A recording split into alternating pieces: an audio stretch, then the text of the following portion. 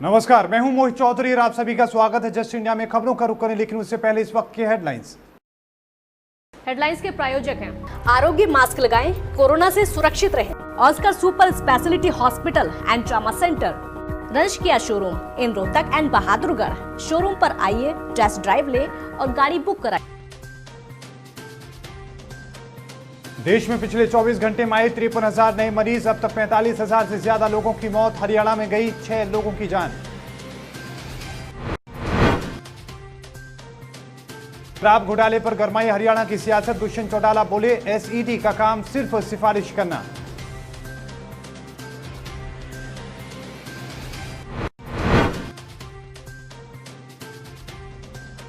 हरियाणा में भारी बारिश की चेतावनी। पंचकुला और अंबाला समेत 15 जिलों में ऑरेंज अलर्ट जारी। बीते रोज भी कई जिलों में हुई थी भारी बारिश।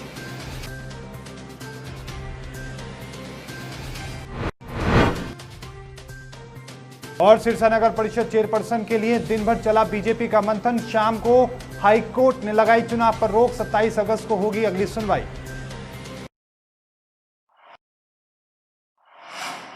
अब खबरें विस्तार से। हरियाणा के बहुचर्चित शराब घोटाले के संबंध में चल रही राजनीतिक नूरा कुश्ती खत्म होने का नाम नहीं ले रही है। विशेष जांच दल की जांच पर कार्रवाई की सिफारिश के साथ गृह मंत्री अनिल विज ने चुप्पी साध ली है, जबकि गेंद मुख्यमंत्री के पाले में है। वहीं अब एक बार फिर दुष्यंत चौटाला ने अफसरों के बचाव की अपनी बात दोहराई है।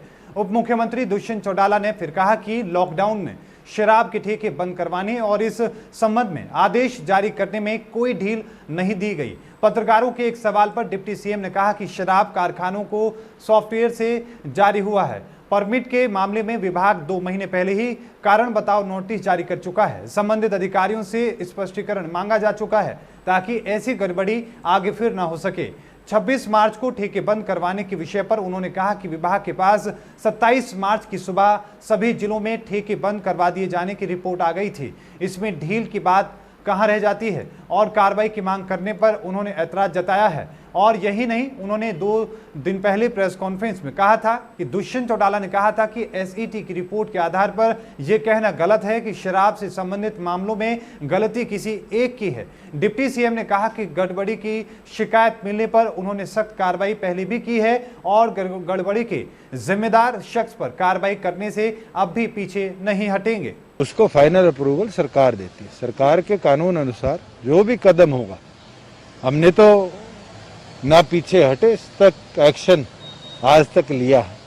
मगर केवल मात्र ये कहना कि ये गलत है या ये एक ही की गलती है, इसके ऊपर मुझे ऑब्जेक्शन थी। जहां बात आई थी कि पासेज इशू करने की, एसईटी ने भी सिफारिश करी और हमने ऑलरेडी उसके विरुद्ध एक्शन इनिशिएट किया हुआ।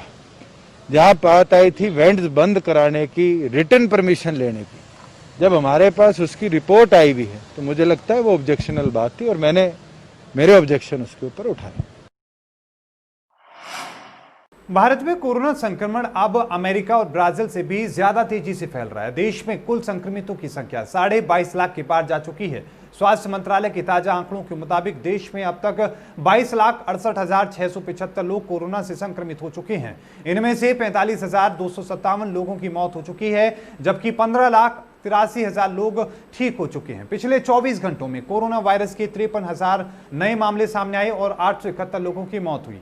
यह आंकड़ा दुनिया में सबसे ज्यादा है। अमेरिका और ब्राजील में 48,810 और 21,888 मामले आए। वहीं 537 और 721 लोगों की मौत हुई। हालांकि 4 दिन बाद भारत में 60,000 से कम मामले दर्ज किए गए हैं। स्वास्थ्य मंत्रालय की तरफ से जारी किए गए ताजा आंकड़ों के मुताबिक देश में करीब 23 लाख मामले सामने आ चुके हैं। इन मामलों में एक्टिव मरीजों की संख्या 6,40,000 है। आंकड़ों के मुताबिक मृत्यु दर गिरकर 1.99% पर आ चुका है। हरियाणा में कोरोना की स्थिति अभी और बिगड़ती नजर आ रही है। 24 घंटों में कोरोना के 794 संक्रमण के नए मरीज सामने आए हैं, जबकि 711 मरीज ठीक हो चुके हैं। फरीदाबाद में 1, रेवाड़ी में 3 और पानीपत में 2 मरीजों की मौत के बाद मरने वालों का कुल आंकड़ा 489 पहुंच गया, जबकि कुल संक्रमित मरीजों की संख्या भी 42,429 पहुंच चुकी है। संक्रमण की दर जहां पर 5.67% है, वहीं संक्रमण से रिकवरी रेट 83.65% हो चुका है। अब 29 दिन में मरीजों की संख्या दोगुनी हो रही है। 5,726 संदिग्ध मरीजों की सैंपल रिपोर्ट का इंतजार है, जबकि 136 मरीजों की हालत बेहद गंभीर है, जिन्हें वेंटिलेटर पर ऑक्सीजन सपोर्ट पर रखा गया है। सिरसा नगर परिषद के चेयरपर्सन चुनाव पर हाईकोर्ट ने रोक लगा दी है। बलकौर सरवेज हरियाणा मामले की सुनवाई करते हुए 11 अगस्त के चुनाव न करवाए जाने के निर्देश दिए हैं। इस मामले में अगली सुनवाई 27 अगस्त को रखी गई है। इससे पहले बीजेपी ने पार्षदों और नेताओं से विमर्श कर पार्षद सुमन शर्मा का नाम फाइनल किया था। बीजेपी नेताओं ने सोमवार दोपहर को रेस्ट हाउस में बैठक की और सर्वसम्मति से प्रत्याशी उतारे जाने की बात कही।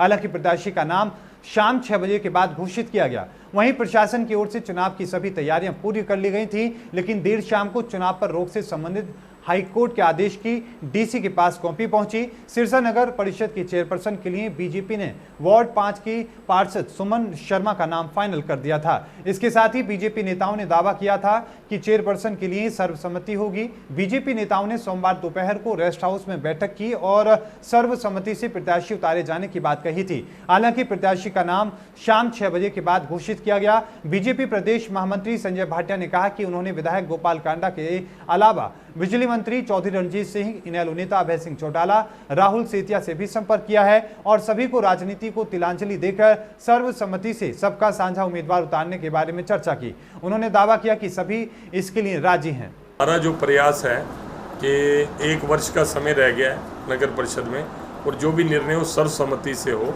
और सभी पार्षद मिलकर जो 1 वर्ष बचा है, इस नगर परिषद का कार्यकाल बचा है, उसमें कोई डेवलपमेंट में कमी रह रही है तो उस डेवलपमेंट की ओर ध्यान करते हुए लोगों की जो अपेक्षाएं हैं उनको पूरा करें।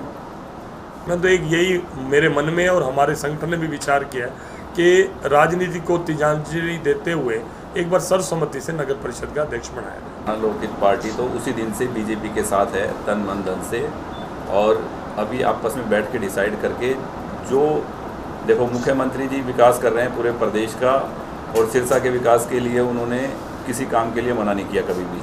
तो सिरसा के विकास के लिए ही हमें चेयरमैन बनाना है, तो मैं उनकी बात को कोई इनकार नहीं कर सकता, क्योंकि जब हमने सपोर्ट दे रखी है, उनके साथ हैं हम, तो जो भी फैसला होगा मुझे मंजूर है। और भाई साहब बोले नहीं, मैं बोल रहा हूँ, बड़े मेरे आदरणीय चोपड़ा जी सब बैठे हैं।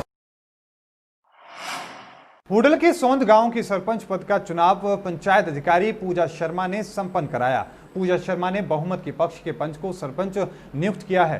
पूजा शर्मा ने कहा कि उन्होंने जिला उपायुक्त के आदेश पर यह चुनाव कराया है। जैसे पंचायत अधिकारी ने सत्यदेव को सरपंच नियुक्त किया तो सरपंच पक्ष के लोगों में खुशी की लहर दौड़ चुकी और इसी के साथ गांव के लोगों ने सरपंच बनने पर सत्यदेव का फूल मालाओं से और मिठाई खिलाकर स्वागत किया।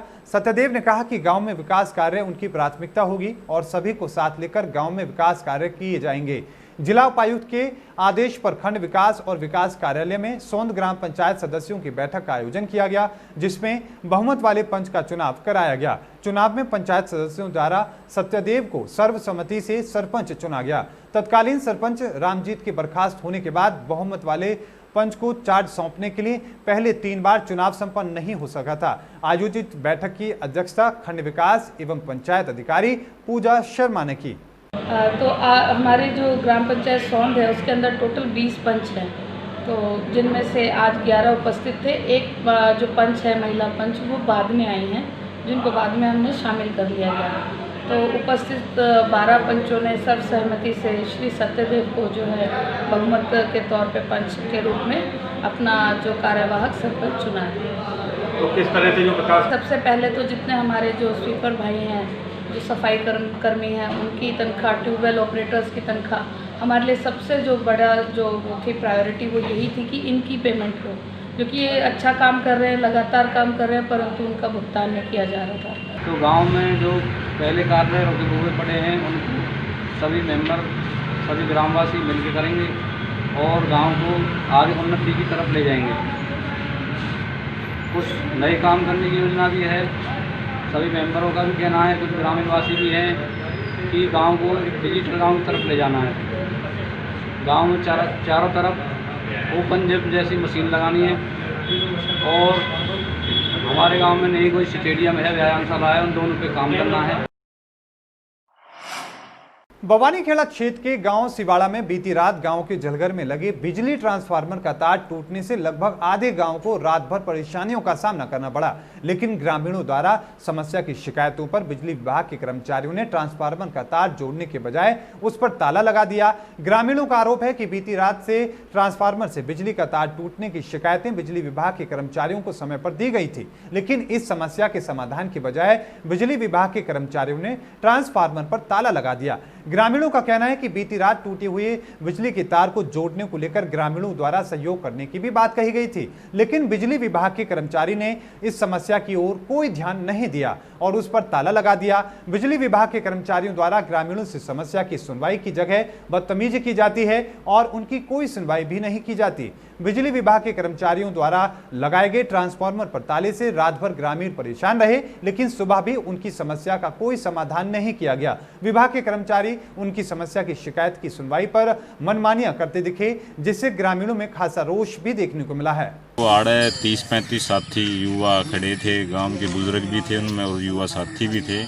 तो मैंने फ़ोन किया 9:48 पे, जो यहाँ का लाइनमैन है, तो मैं भैया बनोनू गांव में तार टूट गया, एक बार आप कुछ जाके जो भी काम चलाओ काम करो, बाकी दोपहर में काम कर लियो, हमारे साथी खड़े गिल्ला का तरह काम करवा देंगे। तो उन्हें कोई जवाब रिस्पॉन्स को नहीं आया। फिर उसका फ़ोन आया 11:30 बजे, भाई भवानीखेड़ा से एक कच्चा कर वो आवे है और मैं भी आने लग गया। तो वो आते ही उसने डिग्गी के अपने ट्रांसफार्मर के ताला लगा के घर चले आए।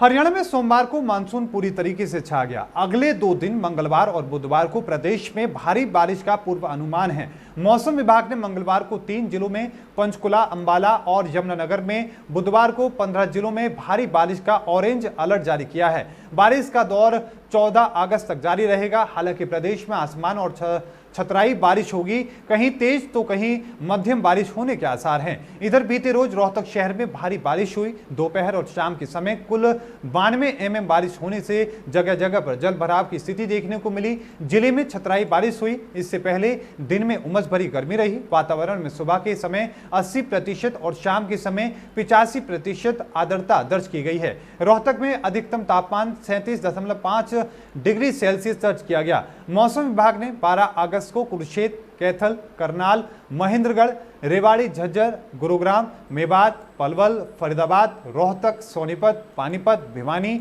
और चरखी दादरी में भारी बारिश को देखते हुए ऑरेंज अलर्ट जारी किया है। इन जिलों में तेज हवाओं के साथ 70 से 100 mm तक बारिश हो सकती है।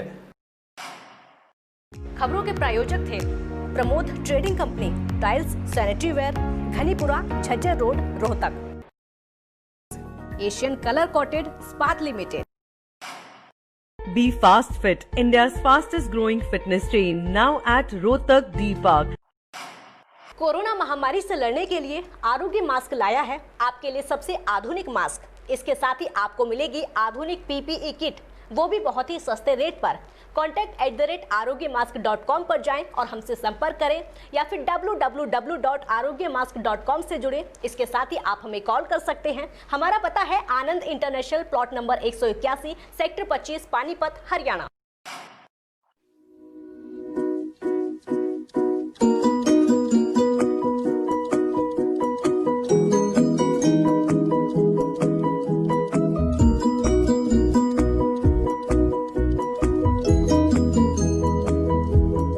मेडिफिल इंटरनेशनल, 7 शीतल कॉम्प्लेक्स, सुभाष नगर, रोहतक।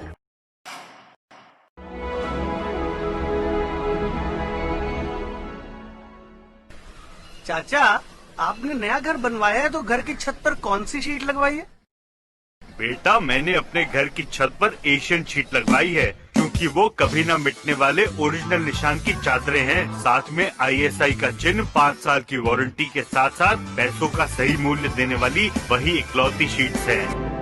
क्योंकि नाम नहीं, पहचान जरूरी है। और इस बुलेटिन में अभी के लिए इतना ही। देखते रहिए जस्ट इंडिया। मुझे दीजिए इजाजत। धन्यवाद।